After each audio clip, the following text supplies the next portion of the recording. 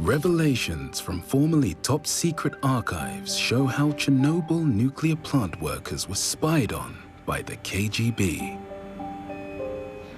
The KGB even warned of an impending disaster.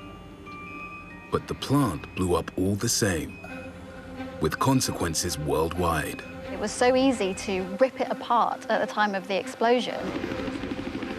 Now the files reveal how the Soviets tried to hide the true scale of the disaster, how children were exposed to toxic fallout to pretend to the world that all was well. До першотравневої демонстрації були залучені навіть діти.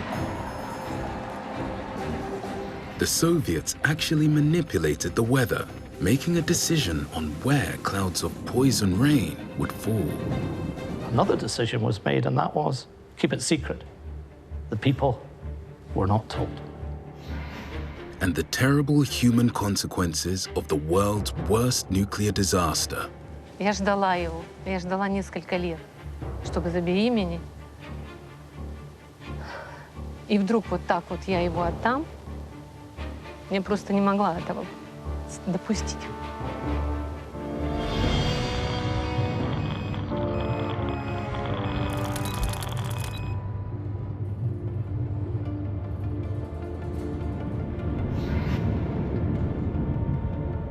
The explosion inside Chernobyl nuclear reactor number 4 in April 1986 prompted frantic efforts to control the spread of deadly atomic fallout. The steam that had built up inside of the reactor exploded, bursting a hole through the roof, and the energy and the heat inside of the fuel caused the graphite blocks inside of the reactor to set on fire. The cloud of radioactive material quickly spread with the wind. It blanketed northern Poland before crossing the Baltic Sea to Sweden. Countrywide radiation readings and samples have been flown into Stockholm for analysis. Human and animal milk was found to be contaminated, along with static water supplies. Meanwhile, in Ukraine, details of the disaster were deliberately suppressed. Formerly secret KGB documents show how the spy agency tried to cover up the effects of the Chernobyl fallout. Співробітники Держбезпеки проводили профілактичну роботу із керівниками обласної київської лікарні, щоб вони взагалі цю інформацію не говорили. Alla Shapiro was one of the doctors ordered to keep quiet as sick people arrived complaining of headache, nausea, and constant coughing. Hundreds of people started coming to our hospital. We stayed at the hospital for 3 days and 3 nights, never went home. We were told we should not tell them that the air is filled with radioactive particles. Newspapers in the West reported huge casualty figures. The Soviets said the death toll was not 2,000, but just 2 power plant workers. So who was telling the truth about the disaster? On May the 2nd, 6 days after the explosion, a secret telegram arrived on the desk of US Secretary of State George Shultz. The entire intelligence community believes a fatality figure of 2 is preposterous. The Reagan team confirmed world concern of what they claim is the Kremlin's continuing refusal to come clean. The casualty rates are higher than those that have been announced by the Soviet Union so far. We don't think that they have provided as full and prompt information as they should have. Mr. Reagan's attempts to discuss the situation with Mr. Gorbachev personally have been ignored by the Kremlin for 4 days. Would you rather hear more from Mr. Gorbachev? Yes, I think it would be helpful. What does Mrs. Thatcher say? In London, the Soviet ambassador was confronted after briefing the Prime Minister. Does it really seem likely that only 2 people have been killed in this, what has been an enormous true. disaster? You know, that's official report. Remarkably, on this occasion, the Soviets had been telling the truth. The Soviets were absolutely correct saying that there were 2 people that died as the result of the accident per se. The explosion itself indeed killed just 1 person, and another died a few days later. The 2000 figure came from a Western reporter who met a woman from Kiev, and that's what she told him. KGB agents were now ordered to keep reporters and locals apart. A formerly secret report reads, "There are 16 foreign correspondents in Kiev. Attempts by correspondents from England, France, and Sweden to collect biased information at the Kiev railway station were thwarted by use of a special KGB undercover squad." Meanwhile, 7 days after the explosion, the crisis was entering a phase which could make those huge casualty figures a reality. It was feared that tons of intensely hot molten material underneath the twisted wreckage could ignite a further vast explosion. Some scientists feared that if the nuclear fuel burned through the concrete floor to reach water tanks below, then a nuclear explosion would occur. One estimate said the blast could equal 5 million tons of TNT, 400 times more powerful than the Hiroshima atom bomb. Someone needed to enter the pitch-black reservoir chamber and open the water valves. To venture so close to the exposed reactor, wading through radioactive water was considered almost a suicide mission.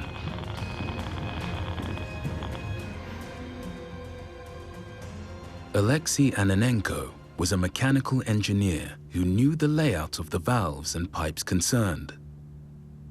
Along with 2 colleagues, he agreed to go in. Ну, я понял, почему мне позвонили, потому что знали, что я туда ходил периодически. А так мы спустились, а вижу, там вода. То есть не просто ходить, а вода. Ну и понятно, что эта вода, она как-то будет действовать на людей. Хотя у нас было все закрыто, а на самом деле все мгновенно вышло. Мы открыли, и вода стала уходить вниз. Ну и все, и мы вернулись обратно. The risk of explosion was averted. Oleksiy's story gave rise to one of the great myths about Chernobyl. That all 3 men died soon afterwards and were instantly buried in lead coffins. In fact, all 3 survived. Their heroism was recognized with the award of Hero of Ukraine. So, is he a hero? Это очень хороший вопрос. Ну, я делал то, что положено мне делать. Я это прошел. Вот и все на этом. Oleksiy Ananenko knew the risks he was running to prevent an explosion. But thousands of Soviet citizens had no idea that their health was deliberately put at risk by their leaders. It happened during a top-secret mission to protect the Soviet capital, Moscow. And the plan sounds like something from science fiction.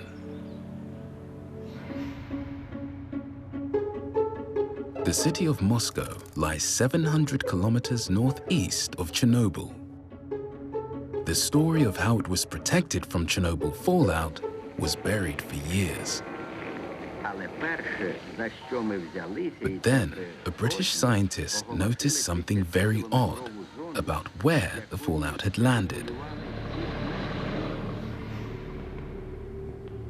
Dr. Alan Flowers is an expert on the effects of radiation in the environment. In 1992, he traveled to the former Soviet Union to investigate why an area far from Chernobyl had been especially affected by nuclear fallout.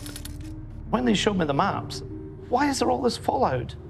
Nearly 200 kilometers away. Very high levels of radioactivity. Oh, don't you understand? The Soviet Union made it rain. A British scientist became suspicious over the mysterious way that fallout was dispersed after the Chernobyl explosion. He consulted local researchers and a remarkable story unfolded. Soon after the explosion, winds that had been driving the cloud of fallout to the northwest suddenly veered towards the northeast. That put Moscow, home to nearly 10 million citizens and the Soviet leadership, in danger from clouds releasing nuclear-contaminated rain. But Moscow could be spared if the clouds could be made to release their rain before they reached the city.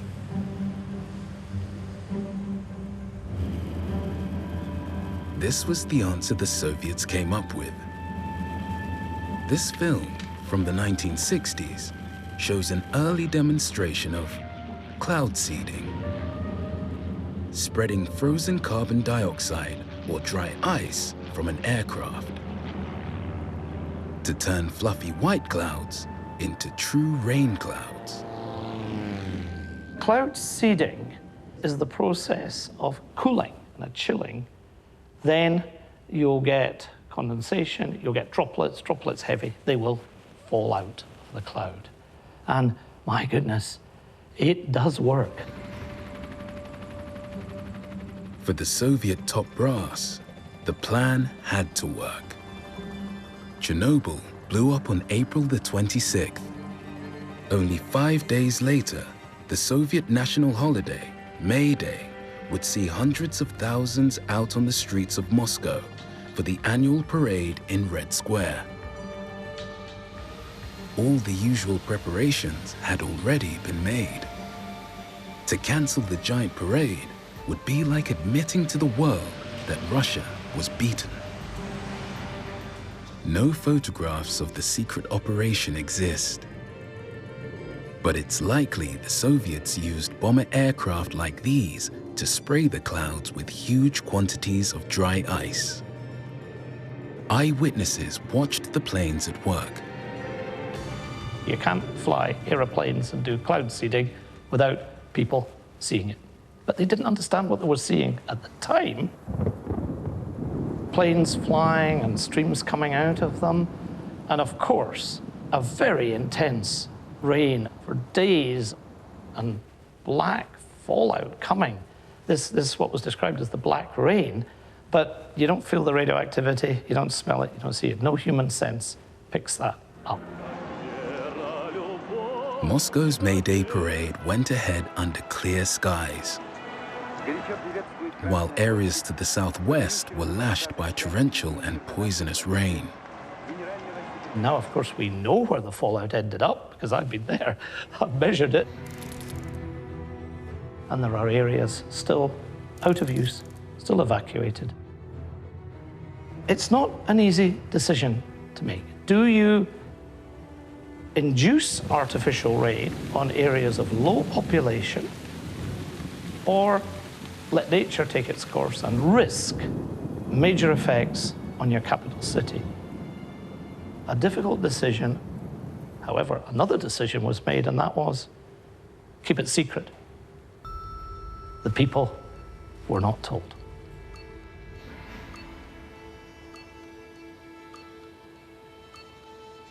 The May Day parade went off safely for the people of Moscow. In Kiev, the capital of Ukraine, things turned out differently.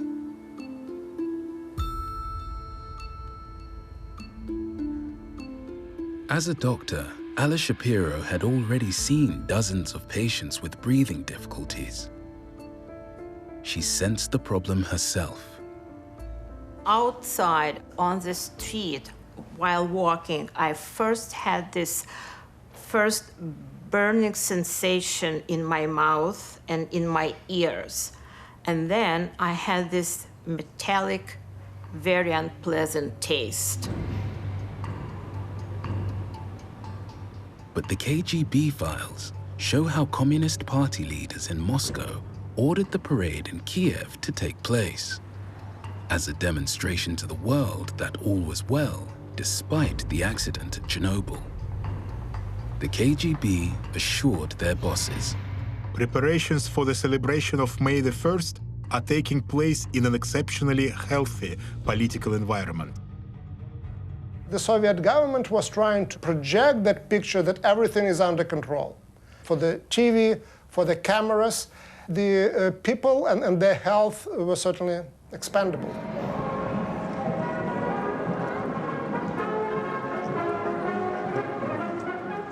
The officer then in charge of medical affairs for the Ukrainian KGB says he highlighted the risks of the parade, but was overruled. Мне как по должностным обязанностям пришлось тоже быть там, потому что я обязан там был быть. Вот. И я понимал, что это катастрофа серьезная. I witnessed that parade because we lived in the center of the city, and this parade just passed the building where my family lived. They followed the direct instructions from the government, like nothing happened. Everything is good, stay outdoors, and that's what they did.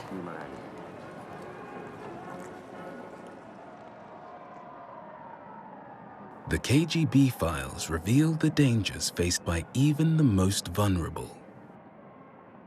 В цьому документі йдеться про те, що діти виступали у відповідних костюмах, які потім певний час зберігалися у одній із шкіл Києва. То радянські спецслужби доповідали про те, що ці костюми випромінюють певний радіоактивний фон, що треба щось із цим робити, або ж його дезактивувати, або, по суті, знищити. Что происходило в государственных коридорах власти, там, в Центральном комитете партии, в Верховном Совете, конечно, мне не было известно, но я абсолютно знал точно, что наш комитет представил все данные о истинном состоянии дела, что это ядерная катастрофа, и просил все-таки отменить решение проведения парада. Было такое, абсолютно я знаю эти данные. Soon, the doctors had even more sick children to treat. They're all coughing because they inhaled radioactive particles. So we just grabbed blankets and we created the artificial tent. And we put kids under the tent, brought oxygen. Of course, it was like 19th century invention, but it did work. But some of the effects would not emerge until years later. Children are very sensitive to radioactive iodine. 6 years from the exposure, the rate of thyroid cancer was dramatically increased.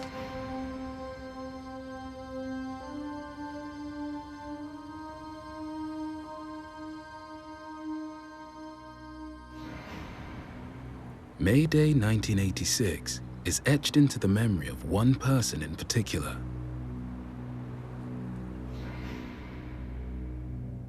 Maryna Sivets was 25 years old at the time of the accident and 5 months into her first pregnancy.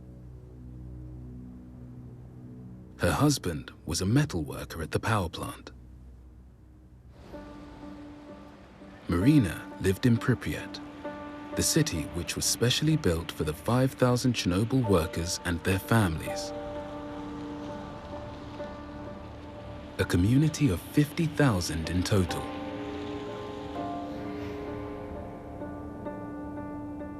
"36 hours after the explosion, Pripyat was evacuated and has lain abandoned ever since.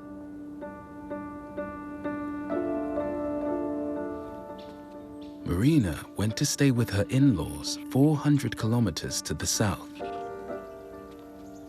She went for a checkup at the local hospital, and the doctor's response was chilling. Пришел доктор, посмотрел и говорит, вот сейчас готовится операционная, будем вызывать роды искусственные. Вот я просто была в ужасе. Какие роды? Что значит вызывать искусственные роды? Он говорит, ну вы же видите, привоз зашкаливает, у вас радиации внутри много, ребенка оставлять нельзя, потому что могут быть последствия.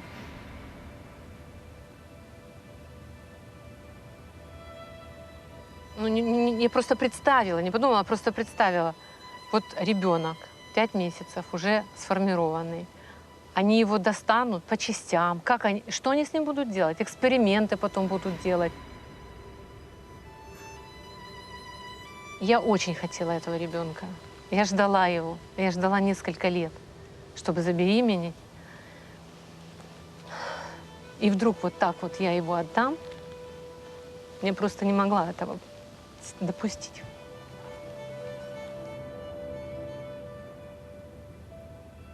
Когда он ушел и закрыл меня с коридора на застежку, хорошо, что это был первый этаж. А муж под окнами ходил с тем кульком, с одеждой.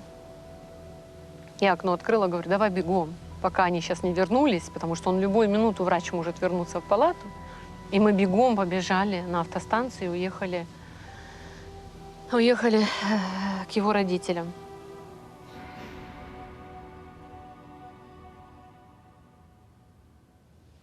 А на следующий день, 1 мая, все красивые, нарядные, отмечают праздник.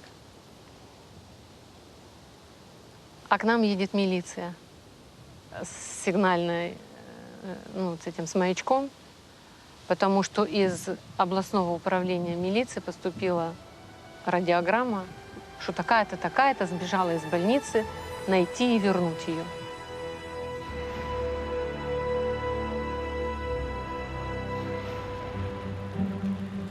On May the 1st, 1986, the streets of Kiev are filled with children breathing in dangerous nuclear fallout following the Chernobyl explosion 5 days earlier. Police are hunting for 25-year-old Maryna Sivets, on the run and determined to protect her unborn baby. Despite the efforts of the KGB to play down the disaster, Western media report that already thousands of people have died. But what was the true picture? In the immediate aftermath of the explosion, workers and first responders absorbed huge amounts of radiation from exposed uranium fuel and graphite blocks which had been packed into the reactor core. There are a number of ways that radiation impacts the human body. The problem at Chernobyl was that there were all of these types of radiation at the same time. Alpha particles, they're quite big and heavy and they can cause damage inside of your tissue. Beta particles are high-energy electrons. These are able to strip your DNA. Gamma radiation is extremely penetrating. It will travel through all organic matter. And this really interrupts your DNA and starts to break it down.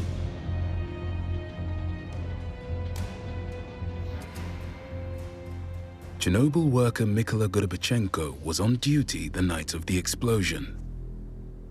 As the disaster unfolded, he sought out casualties and carried them to safety. Before long, Mykola himself began to feel the effects of radiation exposure. Зашел, разделся, зашел в душ, помыться. В душе мне немножко плохо стало, как бы терять сознание стал. Товарищ, который меня знал, друг знали, подхватили меня, вынесли на лавочку. Outside, firefighter Petro Khmel was battling to control the blaze on the roof of the reactor building. Вот, по крыше парень там один говорит, пожарный говорит, мне что-то плохо, тошнота. Вот, говорю, ну спускайся на низ, жди возле машины. Вот. Потом второй подходит, мне тоже тошнота, как-то такая слабость. Ну, они спустились на низ, я остался один. Ну и все. И я чувствую, что слабо, и так, ноги подкосило. A lot of the firefighters said that they could taste metal. This was highly radioactive graphite that they were ingesting into their bodies. Просинаюсь в больнице, смотрю так, думаю, где я нахожусь. Mikola and Petro were both flown to Moscow, where radiation specialists had gathered at the city's hospital number 6. Soon, other visitors began to arrive. Служба безопасности КГБ в Москве в больнице. Допросы устраивали, все, записывали все, что это. Ну, версии были, что это диверсия какая-то, еще что-то, что видел, что где был, что это самое. Я рассказывал там одному КГБисту, так он все зафиксировал. Приехал брат родной, жена приехала. Поставили столик, стоял, 4 стулья. Зашел 2 КГБиста. Ну, брат говорит, вот у нас там в Киеве вино дают, там водку. Вот я ему привез 3-4 бутылки вина. Ну, показывайте. Он берет дипломат, если кто знает, такие черные дипломаты, ложит на стол, он посмотрел. Так, 3 бутылки забираем. Раз, забираюсь. Потом смотрит так на меня, говорит, да ему это не нужна бутылка. И 4-ю забрали, полностью чемоданом.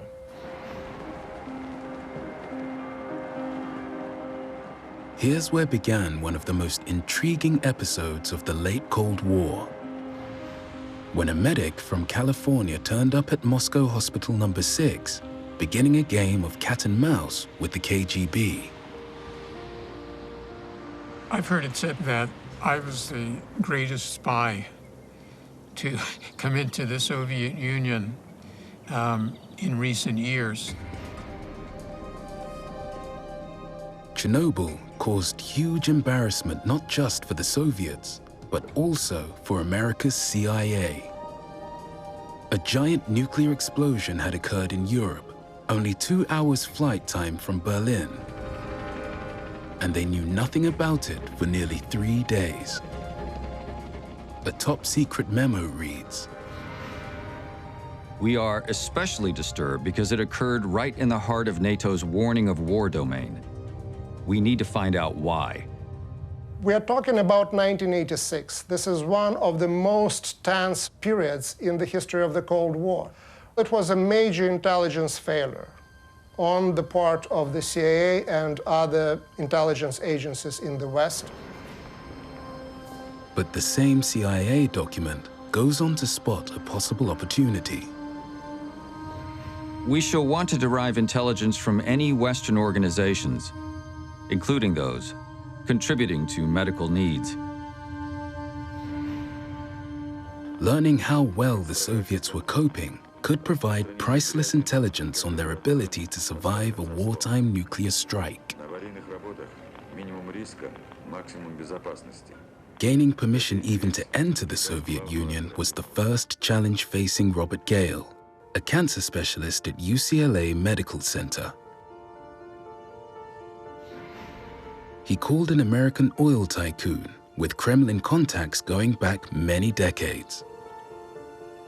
My first move was to call Dr. Armin Hammer. He had been going back and forth to the Soviet Union since the time of Lenin. Hammer spoke with Soviet leader Mikhail Gorbachev. On May the 2nd, Dr. Gale arrived in Moscow. We brought in machines for collecting blood cells, expertise in doing bone marrow transplants. You know, we had done many thousands, and we were able to bring in some drugs. All of us that work in this field are well aware.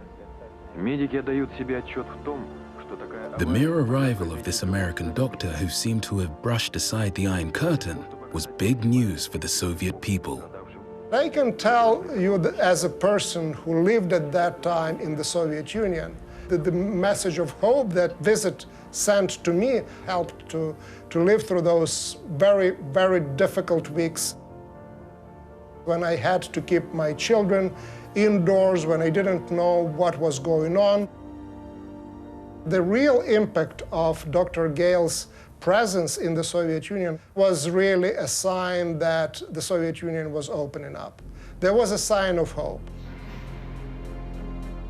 But inevitably, the doctor was kept under close surveillance by the KGB. His conversations were monitored and recorded in the KGB's secret archive. Mr. Gale tried to find out the total number of people evacuated from the area of the accident, the number of patients, as well as the degree of their radiation damage. In a veiled reference to bugged telephone lines, the KGB give their target the all clear. According to the operational data, the American specialist showed no dissatisfaction. Knowing that I was being followed, I'm not surprised to read this. I pity the poor people who had to listen to hours and hours and hours of my conversation in the Sovietskaya Hotel.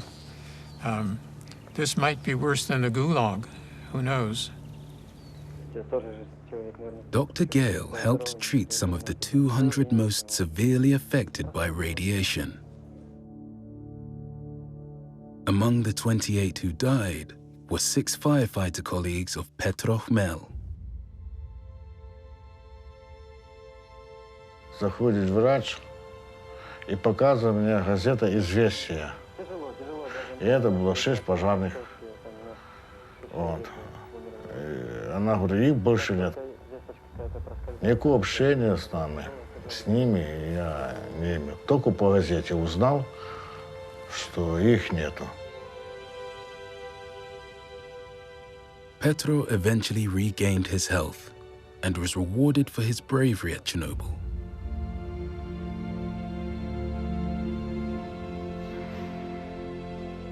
Maryna Sivets' brief time in hospital had been every bit as traumatic.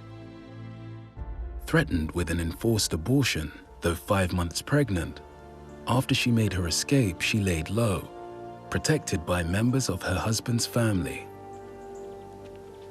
Пока, в общем-то, не позвонили его двоюродному брату, а он замначальника милиции районной, и не сказали, соседнего района, и не сказали, что передай своим родственникам, пусть не бегают и не прячутся. Мы их и в 3 часа ночи, с постели подымем. Зачем это бегать?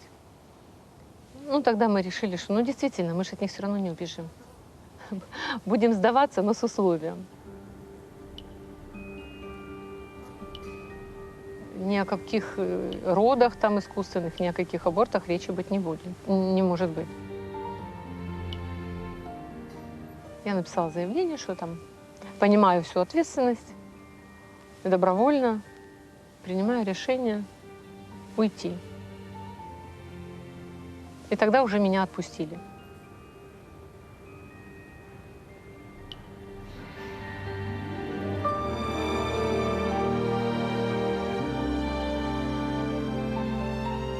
В сентябре, 7 сентября родился Артем.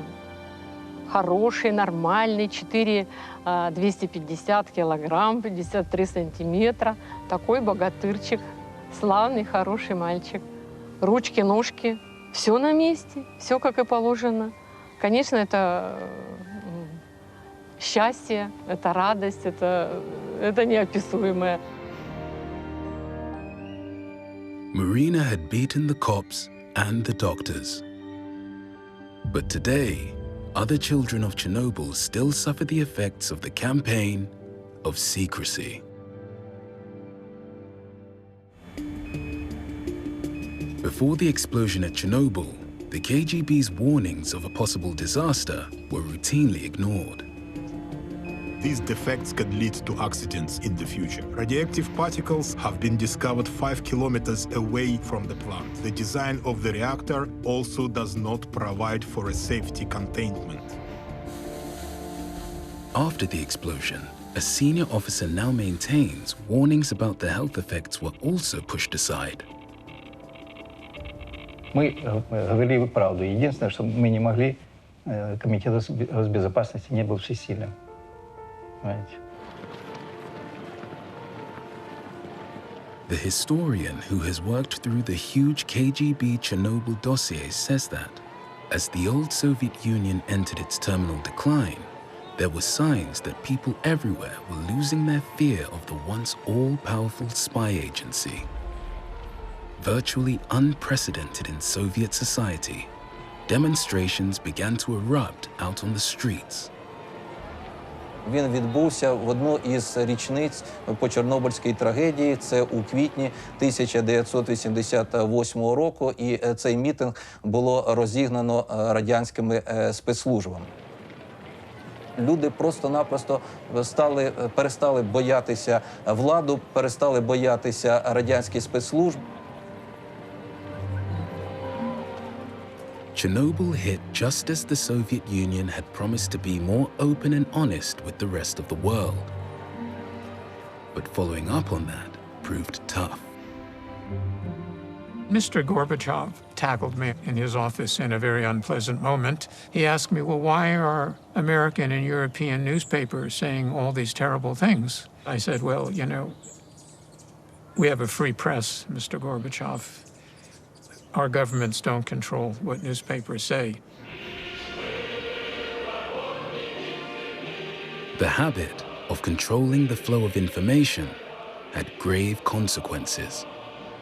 I have a first-hand comment from Mikhail Gorbachev. I asked him, what was his biggest problem at the time of Chernobyl? And the answer I got personally from him was getting the information. Mikhail Gorbachev was being shielded from a lot of the information. Everything is okay. Yet people the world over worried about the consequences as Chernobyl spewed radioactive material into the air. What about the long-term effects? More and more cancers in Europe? Yes, I think we have to face for certain that there will be an increased incidence of leukemia and cancer.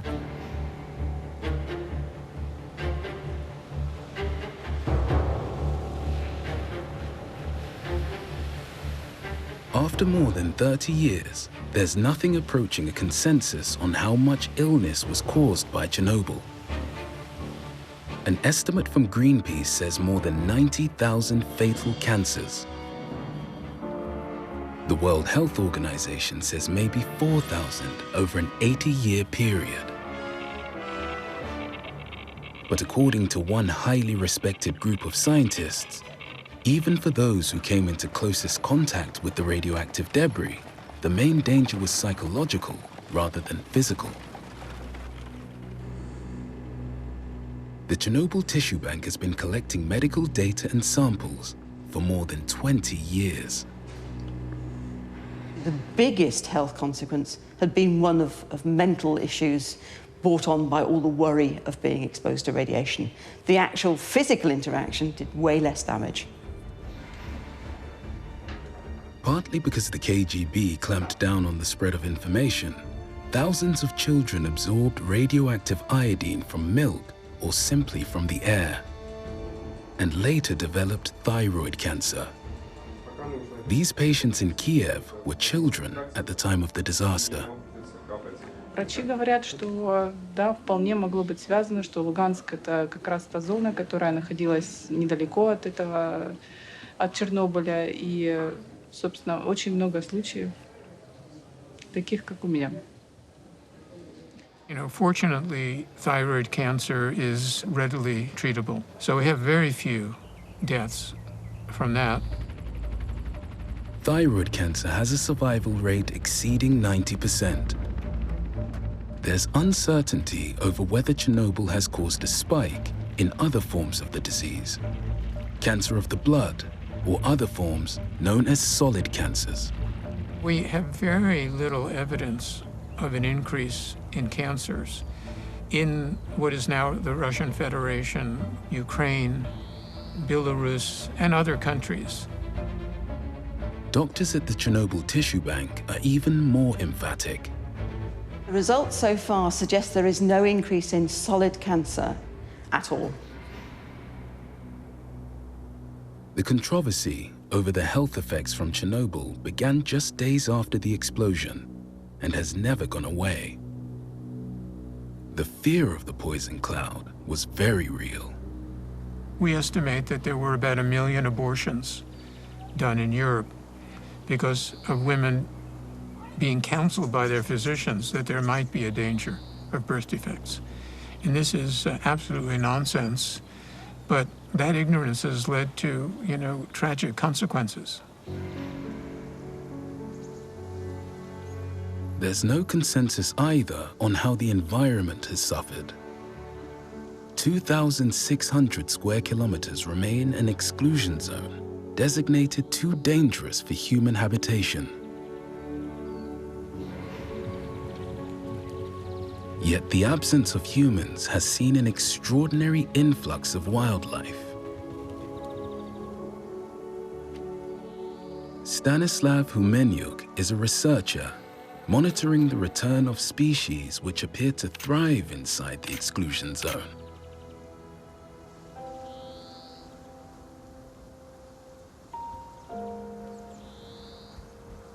Існує дуже багато міфів, особливо чомусь це серед іноземців, що природа мутує, і тут можна знайти всяких там чудовиськ з 2 головами, з 3-5 лапами, 5 хвостами і так далі. Це нелогічно, хто трошечки розуміється в цивілізаційних процесах, взагалі в еволюції, розвитку. Camera traps have picked up the private lives of species driven out of much of Europe.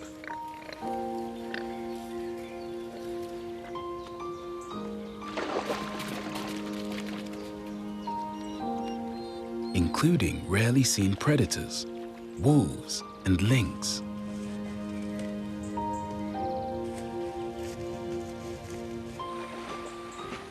Ні, токсична радіація, вона не вплинула. Тварини відчуження. Якщо бути так трошки навіть цинічним, вона навіть посприяла тому, що в середині Європи, в серці Європи, величезна територія віддана дикій природі, де природа просто розвивається по своїм законам, а не по законам людини.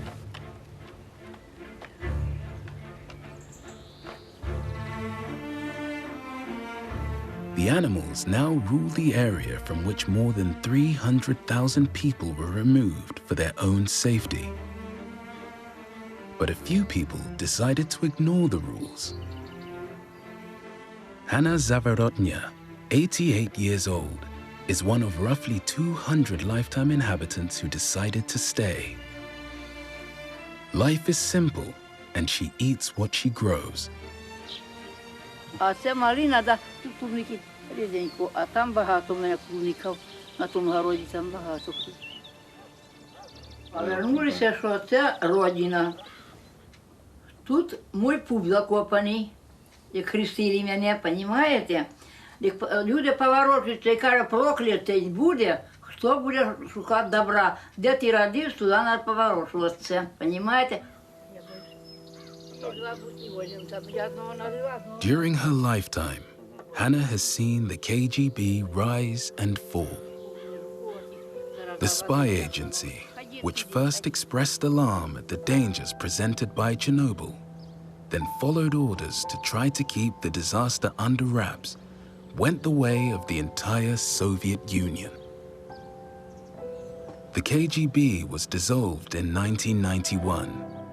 Its huge top-secret archive on Chernobyl has remained hidden for 3 decades. The remains of Chernobyl reactor building number 4 are now encased in a giant steel chamber. Work goes on inside the structure to painstakingly dismantle and remove the wreckage of the reactor, parts of which will remain lethally radioactive for thousands of years. The power plant is called Chernobyl only as a form of shorthand. Its official designation was the Vladimir Lenin nuclear plant, named for the Soviet revolutionary hero. At the time of the disaster, Ukraine had more than 5,000 Lenin statues, but destroyed nearly all of them. One was retained in the small town of Chernobyl itself. Not as a tribute, but a backhanded reminder of how the Soviet Union made this piece of the planet infamous for all time.